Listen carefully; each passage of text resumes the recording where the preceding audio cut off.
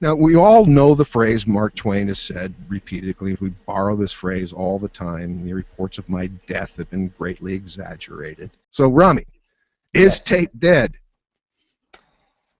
It's it's not dead because it's still being used in many, many capacities. It has gone through a sea change, however, in the last 3 years. So this discussion is really about how is it being used versus is it dead. I mean, we generate so many tapes on a weekly basis, it's hard for me to believe that it's actually dead because we're still using it and all the Right. studios still use it.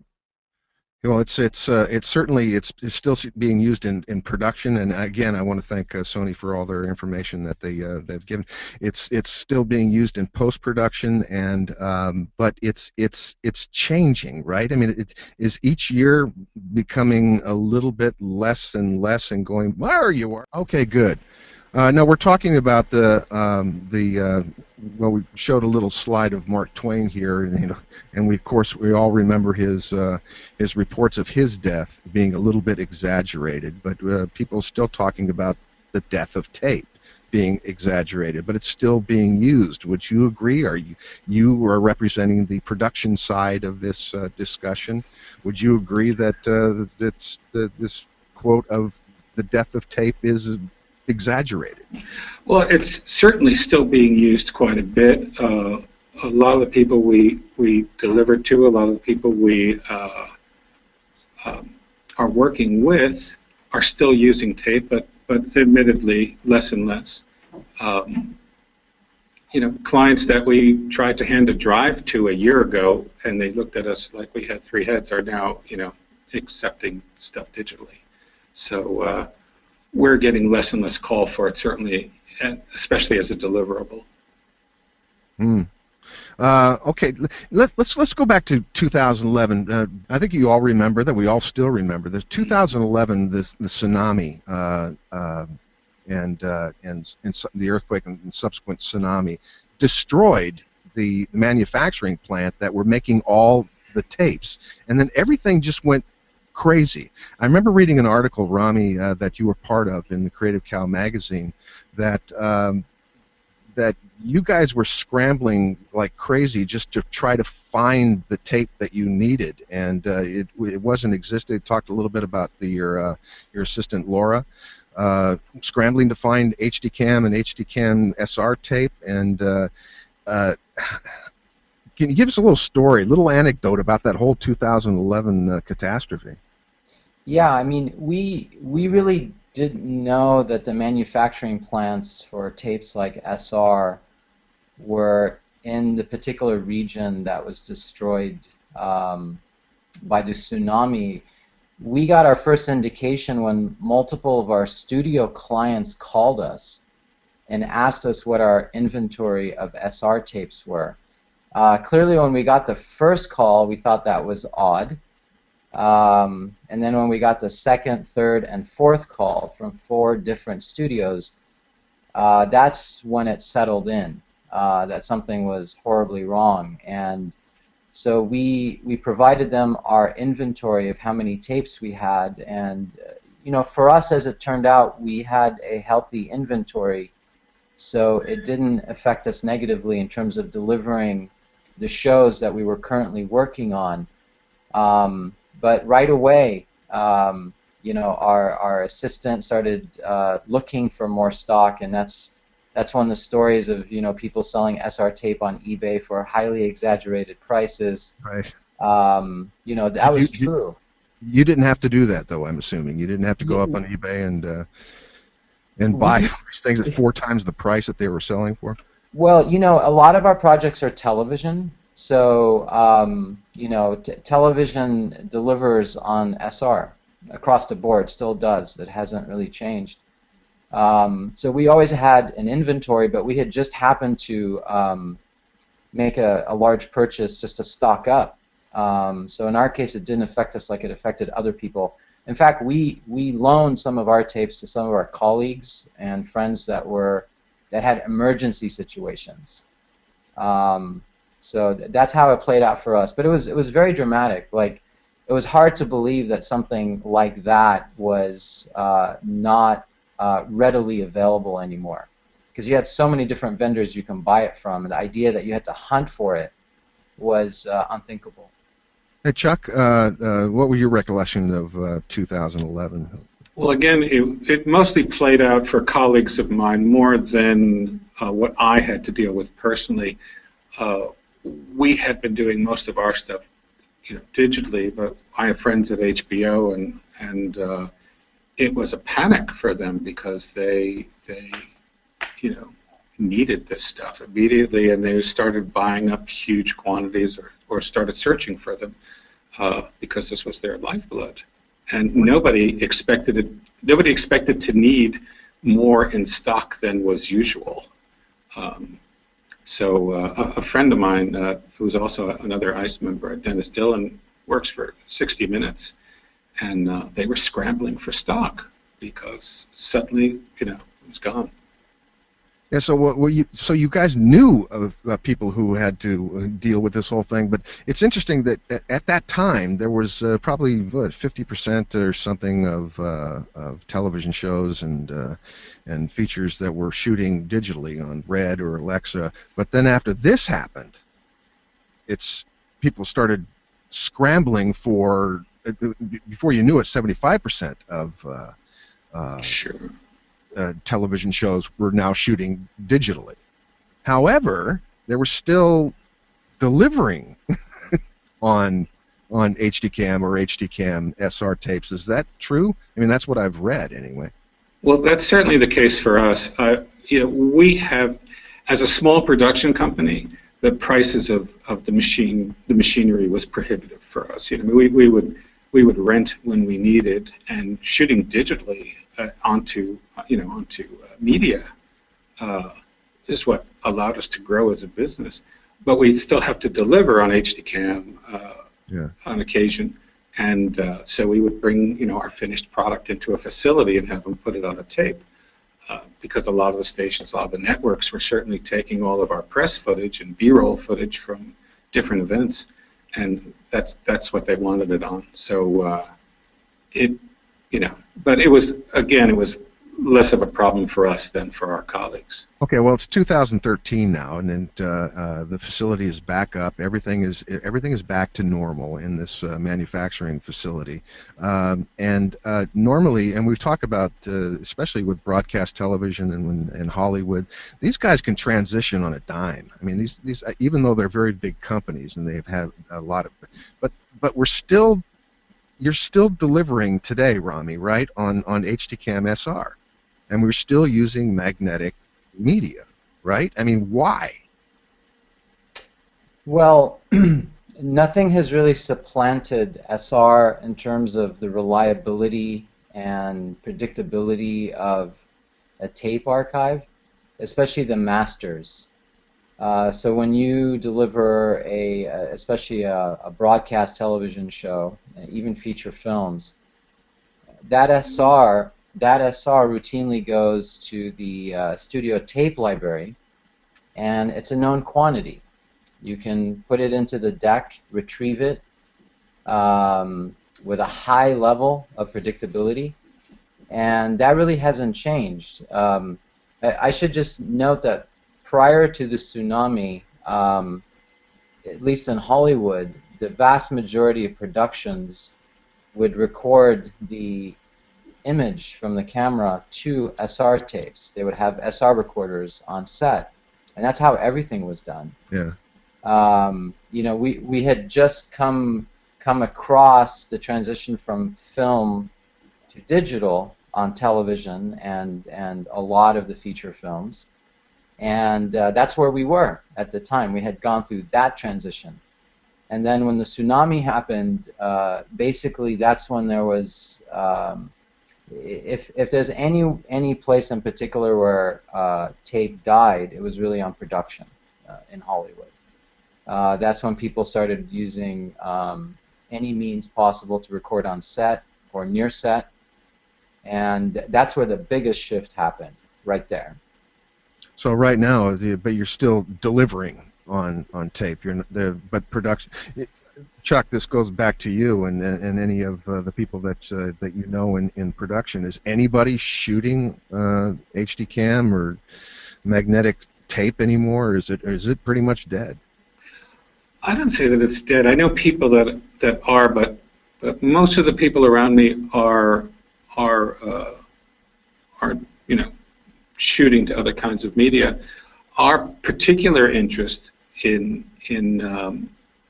tape is more archival because we shoot a tremendous amount of stock footage of New York City that through Getty Images, and that I don't know if you want to get into it at this point, but we shoot maybe 3 or 4 terabits a month of footage, and now that we're moving into 4K, it's just expanding.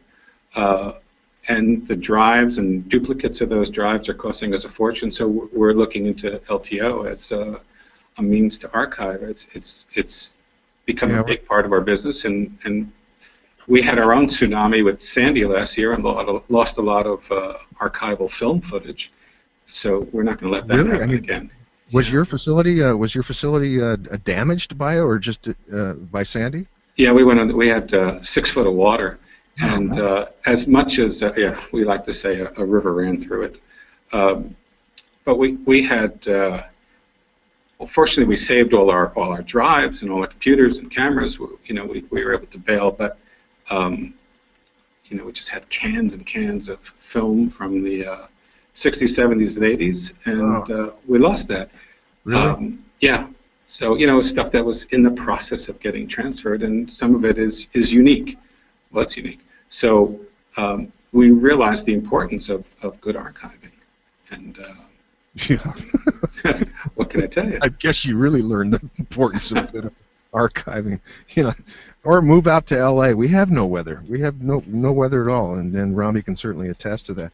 Sony has provided us a lot of good information here, and I'm looking at my notes here. He says. But there is still some things shot on HD cam and HD cam SR tape, and there's kind of a list here, and it seems to be a lot of sports. The 2013 U.S. Tennis Open, partially shot on HD cam and HD cam SR. The Olympics, NCAA March Madness, iHeartRadio recent concert, and so actually there is. And here's something that's really cool, and I didn't even know about this.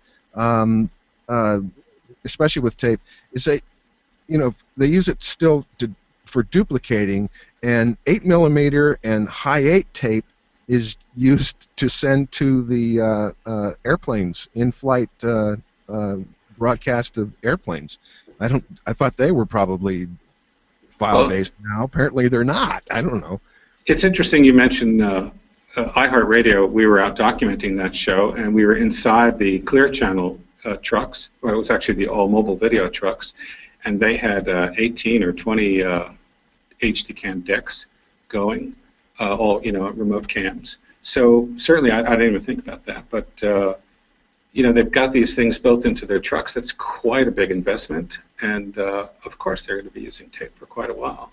Yeah, I mean, one thing to note: sitcoms, most all television sitcoms, when you have multiple cameras and a studio audience, those types of TV shows, those still record to tape. That's not to say that the same dynamic that's happened on single camera productions that are not shooting to tape will not happen to sitcoms, but currently all sitcoms shoot to tape as well. Is that primarily due just because they've invested so much money in those very expensive decks and cameras, and they just got to get their ROI, their return on investment? I mean, is that primarily the reason? Is there any difference in quality? Well, I mean, oftentimes the cameras are F900s or F23s, whereas the other TV shows, the single cams, are mostly on Arri Alexa.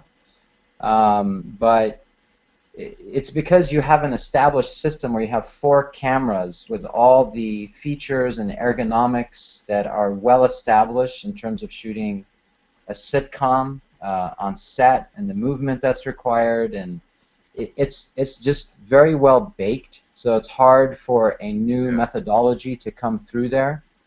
I think there are some experimental shows that are trying a non-tape workflow, but that's in its early stages, believe it or not. It's still all tape-based.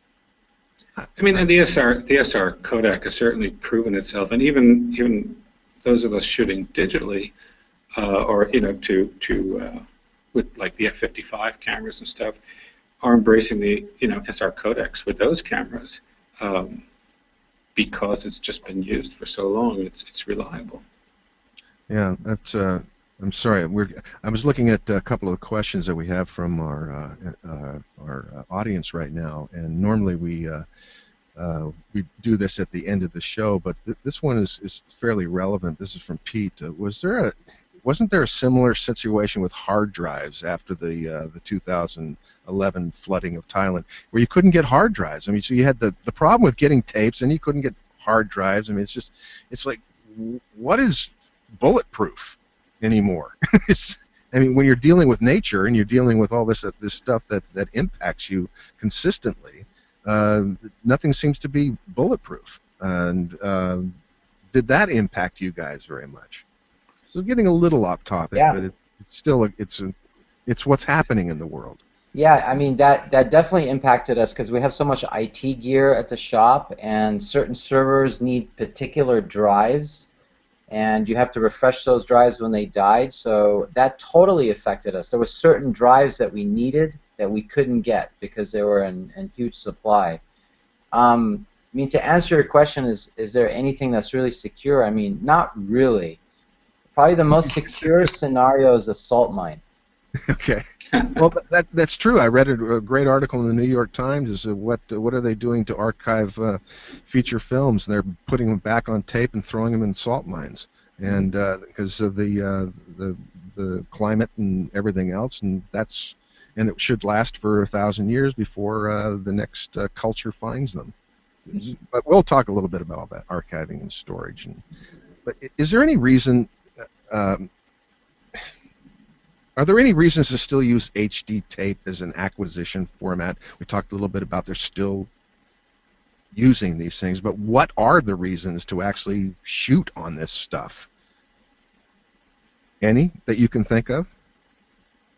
I think sorry, Chuck. I think that if you're shooting a massive amount of footage, that would be one scenario, because you do reach a point where it's really hard to keep up with the LTO archiving that you have to do, the time it takes to do that, and to verify. I mean, if you're shooting a boatload of cameras, just pure data, a deluge of data, that's one scenario because you're recording it to tape in real time. So that's one scenario. But again, it would require just a massive amount of data.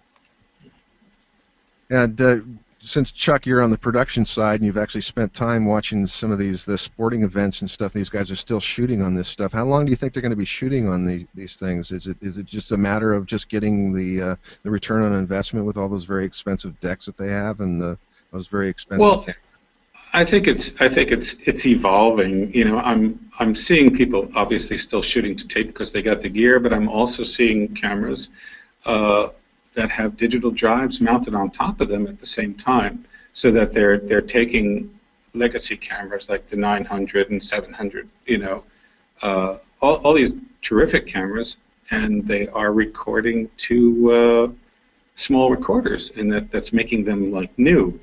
Well, that's kind of cool. I had no idea. But, so they're modifying what they have rather than just completely replacing what they have.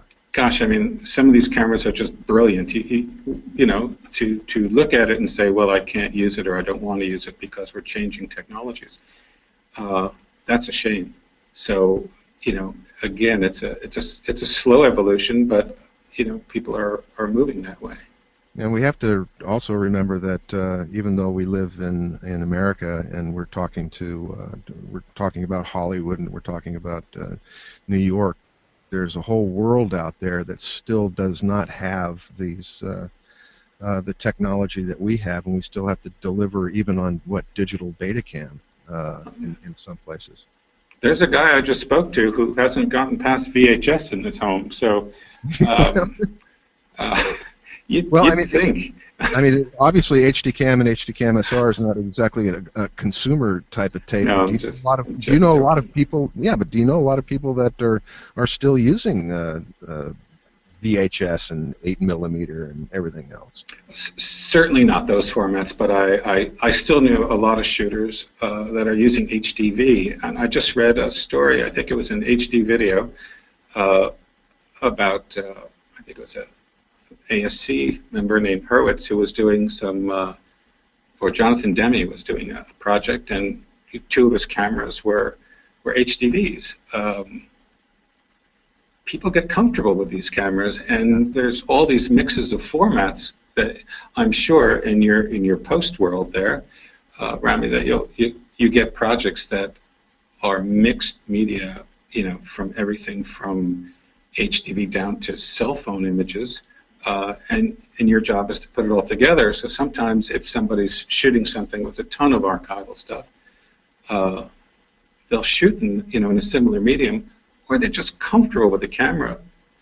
I've been on shoots where we have high-end gear, and then the producer or director comes in with a little, cam, and that's his POV. Yeah. Yeah. Speaking of that, Rami, you do a lot of indie films as well as broadcast stuff. So yeah, Chuck says you're dealing with all this media. You're dealing with HDV. You're dealing with all this stuff that goes to this archival media. How do you get it into to digitize it and deal with it? I mean, do you have a whole bunch of decks at Digital Film Tree to handle all this stuff, or do you have to outsource it? No, we have a bunch of decks.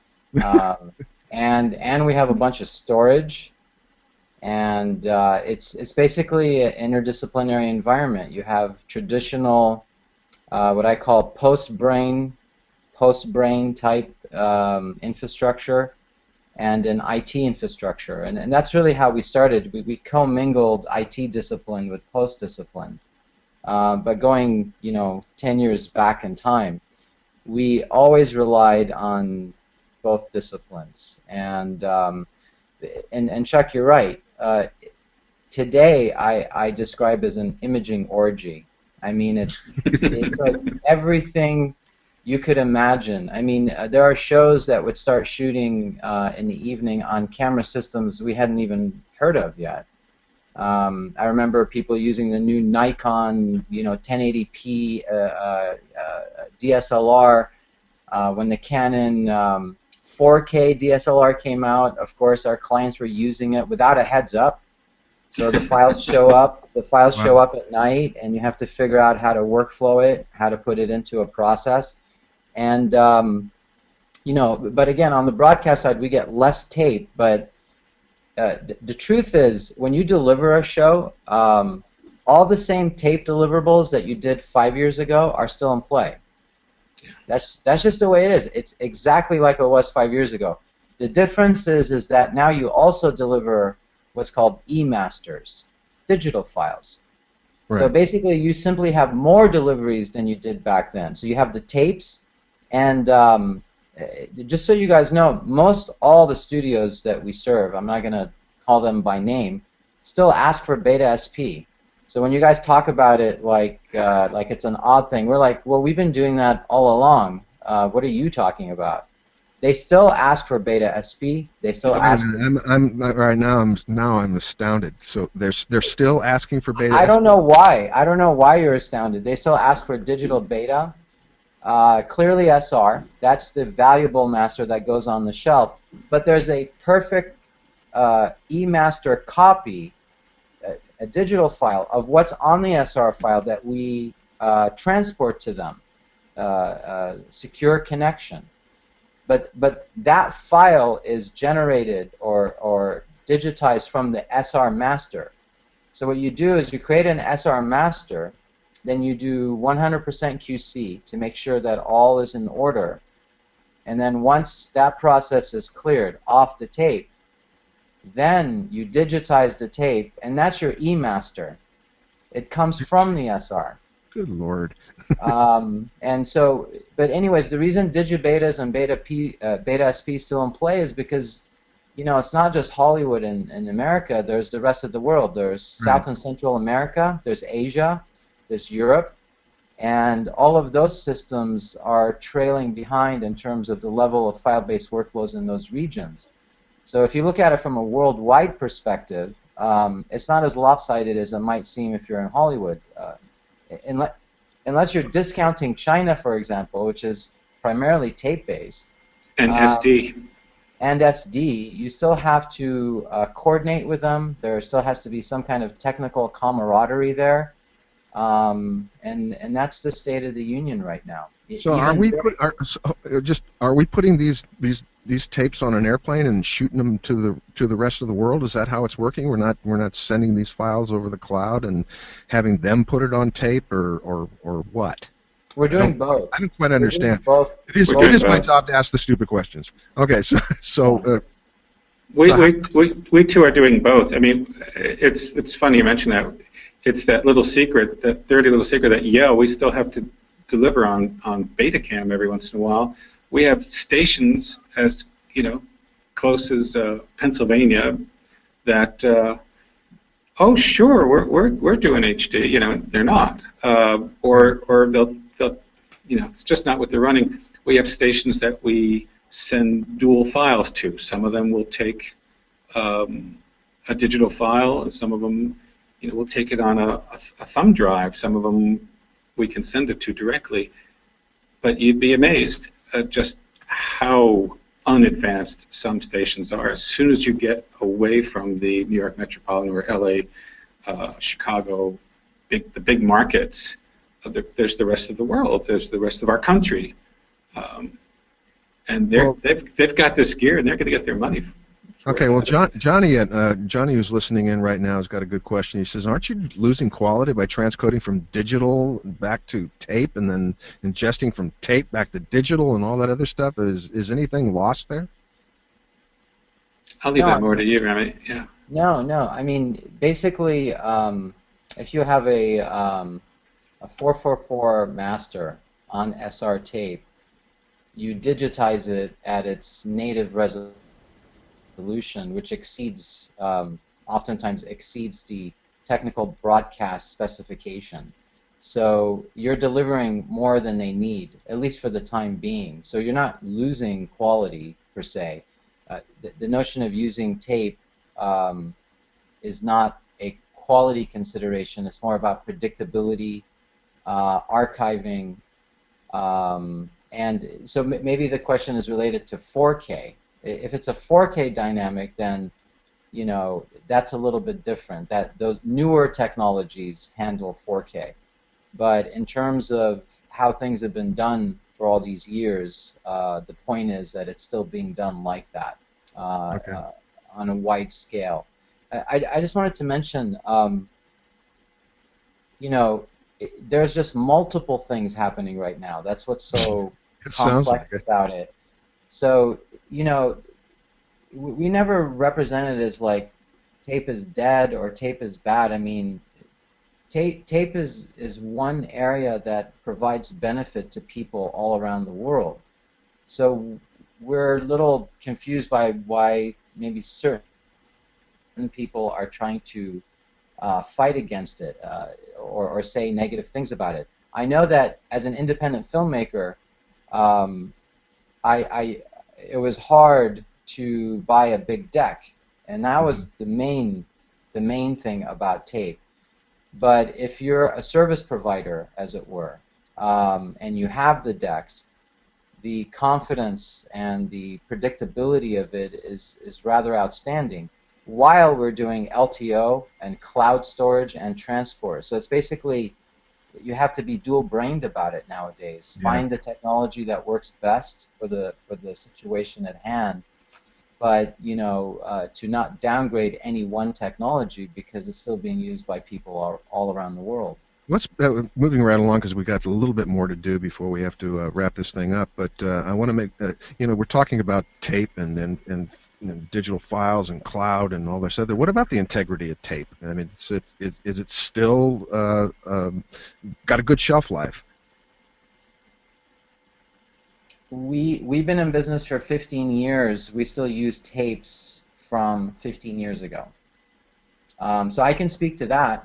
Does anybody know what the shelf life is, or is it just wake up 50 years from now and still see if it still works? Chuck? Well, I can't answer to that technically. We have not had any problems with any of the tapes since leaving 1-inch, and seeing that big clear spot on the leader. Wow, Chuck remembers 1-inch. Yeah, I was there. I actually remember seeing 2-inch, but Rami, do you still have a 2-inch deck? He's too young. We do not. Okay, good. I just remember guys at NBC saying, "Stand back, the 2-inch is reacting," or something. It was just like one of these things that looked like it was about to explode all the time. But we haven't lost any footage due to fractures in tape. We've been lucky, but we do have everything backed up in digital. And again, as I was speaking to LTO earlier, it wouldn't be our only resource. It wouldn't be the only place we go, but it would feel good to know that even if it's a slower process or an overnight process to back up the day's shoot, that I have it in another location, that I'm safe and I have it, off-site somewhere, that there's a backup that's costing me a lot less, like a quarter, an eighth of what it would cost me to keep purchasing drives. And we have had drives fail, so I can't give you a statistic comparing how many tapes we've had failures or dropouts compared to how many drives we've had fail. How many drives I've sat there with Disk Doctor praying that I'm going to get it to open one more time so I could pull the footage off. I've had a better time rescuing tape than I've had rescuing drives, I'll say that. Yeah, I've heard it's a heck of a lot easier to rescue tape than, well, I've had a few drive failures in my life. I haven't dealt with tape, but rescuing tape is a heck of a lot easier than rescuing drives. Gosh, I've been even in recording studios, where they baked the tape and taken big 1-inch recording tape or 2-inch recording tapes and saved them. They were able to get them out. Drive dies. Sometimes you can recover it. I know it's been an expensive process for many of my colleagues. We want to talk. We don't want to do that yet. We're going to get into storage here because we want to make sure that we cover that. And you guys have mentioned LTO a couple of times. First of all, what the heck is LTO? What does it stand for? Anybody know? I think it's linear tape operation. It sounds good. I can make up one. Nope, it's not. You're wrong. It's linear tape open. Ah, okay. Which means apparently it works with everything, and that's why they call it the open. Anyway, for some reason, LTO is the big buzzword out there for archiving and everything else. Everybody's talking about digital files and the cloud and all this stuff, but yet now everybody's archiving to tape. It's just, well, it doesn't make a heck of a lot of sense to me, but for some reason, LTO is what the big boys are archiving to, as well as these other things. You guys doing that? Mm-hmm. Yeah. We're starting, and that's part of why I was here today, is to learn more about it.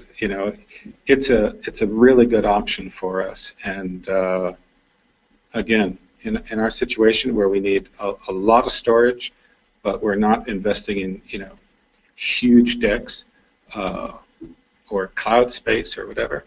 Well, yeah, you still need a deck, right? I mean, you still need an LTO deck to play these LTO tapes, right, Rami? And I'm sure you got. Are you doing this? Are you archiving to LTO? Yeah, I actually took a look yesterday, but if you walk into our vault today, it was interesting for me to see that half of it is LTO and the other half is tape.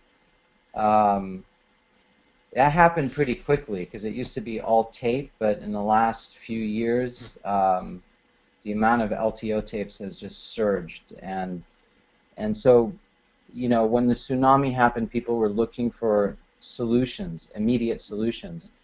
LTO was already being used in media and entertainment. It was clearly being used in health sciences and finance as the primary backup for those critical institutions. So what happened is, because it was there, it was being used by a few people, including us. I mean, we started with LTO3. Today we're on LTO6, and these are all versions of the LTO protocol. And so everyone just gravitated to it because it was there, and people had used it, and so it exploded. So all the professional productions started backing up the original camera negative, the raw files, Yeah. to LTO. And right now, you know, that's where everyone's putting their Well, data.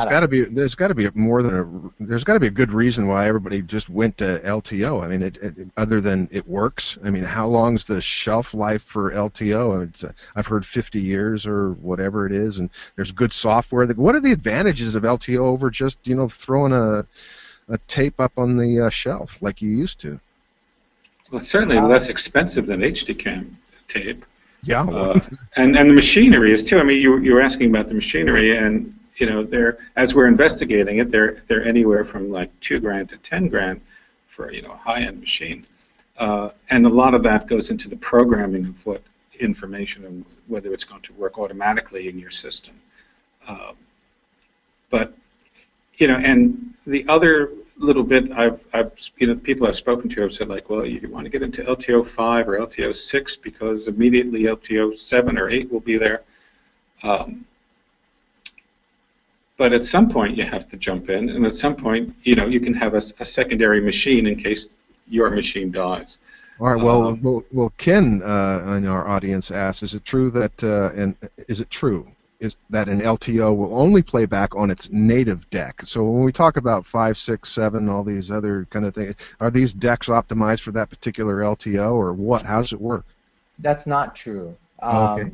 If you back up an LTO tape and provide information about how you did it, like the software you used, the operating system that you're on, another vendor should be able to retrieve your backup.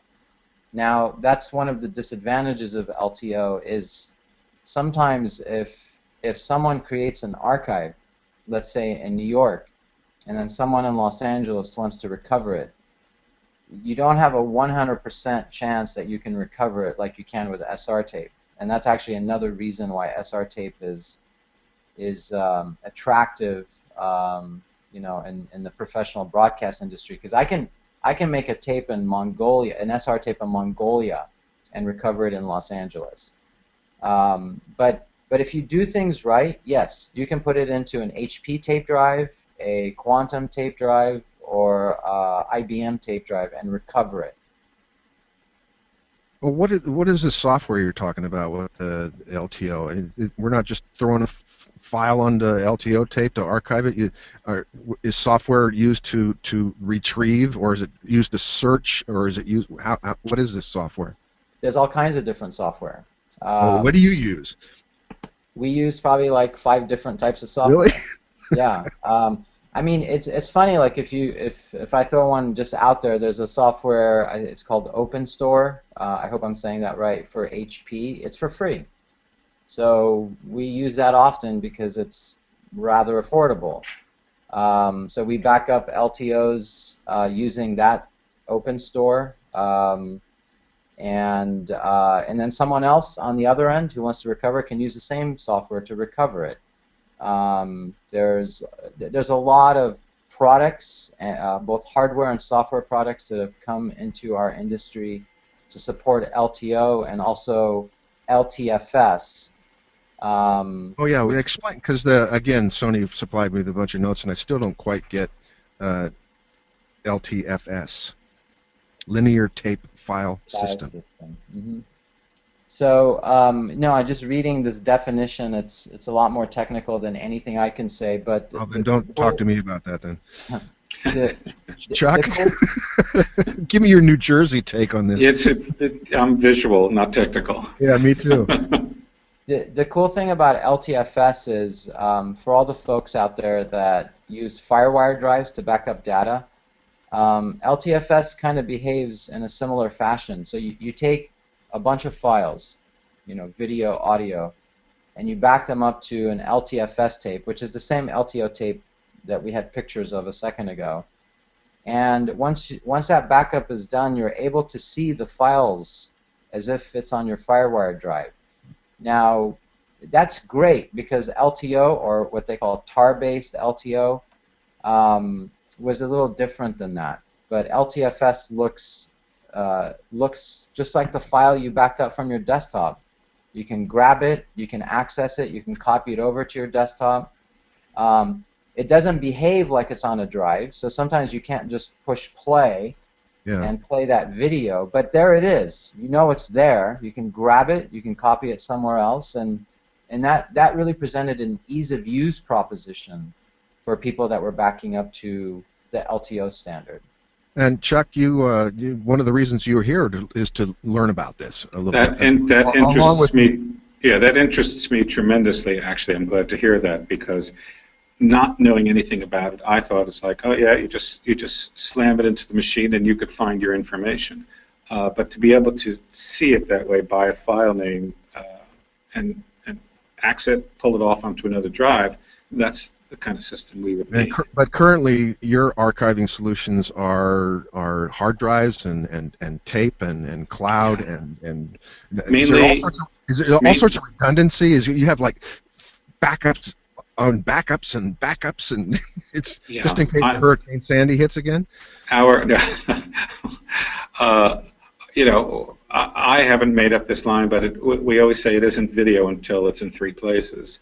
So when the camera original gets dumped into a drive, that often it gets dumped into 2 drives simultaneously, and then I'll back it up yet on a slower, maybe less expensive drive, but I just know it's there.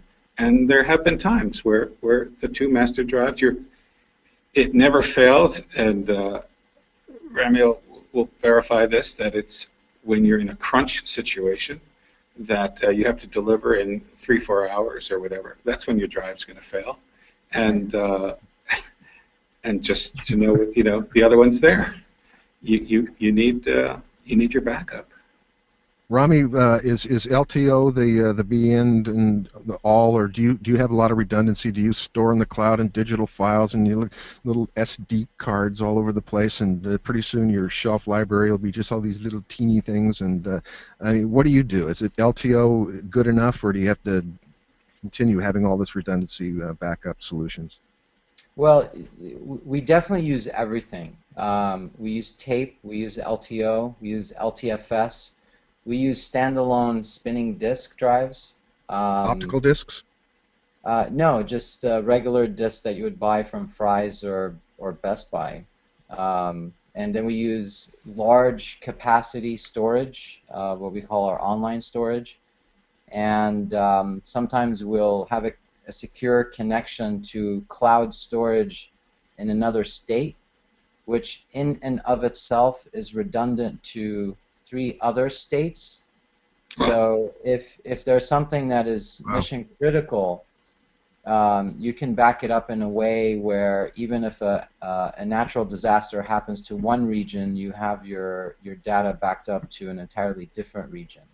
Yeah. So it sounds apocalyptic, but that's kind of the continuum of storage strategies that we use. But this is your lifeblood. This is the stuff that this is your industry. This is your money, and you need to keep it safe, because without it, you just have nothing. So, Chuck, has I know lots of people in your business, and there's still those times where 10 years later after you did the gig that they call you up and they want that Oh, footage? let me tell you, we can't take stuff offline. You know, you'd love to. We got into a policy of, even just using, we don't use a massive drive system. It's pretty much myself and my wife editing. But, we got into a system of purchasing a drive for each client and saying, this is your drive. But certain clients, like Six Flags, they're constantly pulling B-roll from 3 years ago, 5 years ago. They want these things to be current. They need, we need something for CNN. Can you get us the pictures of the zebras again? And we have to reformulate new collections. So it needs to be online all the time. So we have the online stuff, and we have the backup of the online stuff, and then we have to back that up. So again, it's our lifeblood. There's still a lot to cover here that I wanted to cover, but we're running out of time, and I did want to get to some of the questions that our audience has asked. And I'm just going to randomly pick them, and we might have discussed them already, but Bill says, I have a lot of 3/4 and Beta SP cassettes. Is there any place I can send them to be recycled? I would hate to put all that plastic and Mylar in the landfill. Well, it sounds like you could send it to Digital Film Tree. They could use it. I think Lego, you might be able to build something with them. Like a little city. Probably. Let's see. Are you... let's see. Jason says, we still use HDV. As long as the camera still works, it's hard to justify the upgrade cost to the high shares. We also use Beta SP. Delivery, though, is mostly digital. So Jason is in that area where he's still using tape, but he's now shifting through into that whole digital delivery. And one again, just you are shifting into that digital delivery as we speak now, right, guys? I mean, you have been doing it for a while. You see it more and more happening. If tape is going to die, how many years do you think we got to go before it? Well, excuse me. There's one more thing I want to interject here. It's not just the format. It's not just what we're putting the media on. It's the way the entire industry is. The world is moving. It's all so quick. So where it used to be, okay, well, send us a tape, we'll overnight it. That just isn't real anymore. We're in the middle of a job, like this Clear Channel project we were just on with iHeart, and as the concert is going, they want feeds to different outlets to get their media going. They want interest to happen immediately. So there's no time to get the tape there always. So it's either being shipped, just send us a file, get it to the ISDN lines, beam it up to the satellite. It's just that immediate. Good question from Corey here, and we didn't really get a chance to talk about importing and exporting to your NLE with tapes. Do you guys have a preference? What NLE system do you find the most effective using tape systems? Avid, Final Cut, or Adobe? I'm an avid lifer, actually. We use Final Cut and we use Premiere in the house because they're all good tools. But I've just, just your personal preferences. I was raised on Avid, and that's what you know. So I can move real fast, and I have no problem bringing in, footage off my S/S cards through the AMA system, and bang, it's right on your desktop. Just, And Rami, you were brought up on Final Cut, but you've transitioned to more of an Avid type of workflow because of the shows that you do. But you're really kind of NLE agnostic, right? We are. I mean, to answer the question, if you're ingesting tape, Final Cut 7 and Avid are still superlative tools for tape ingest. In terms of Final Cut 10, it's definitely leaning towards file-based. Well, but there's also the people don't think it can handle tape. Well, of course it can with Matrox or Blackmagic and AJA with Thunderbolt devices and things like that. So it can. But let's face it, Final Cut 10 is pretty much file-based.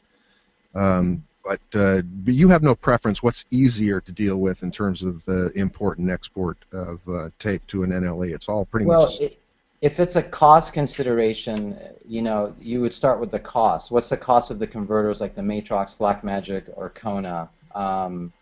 And if you're looking for something that's super rigorous, then you really have to look at the NLEs and judge them on your particular needs.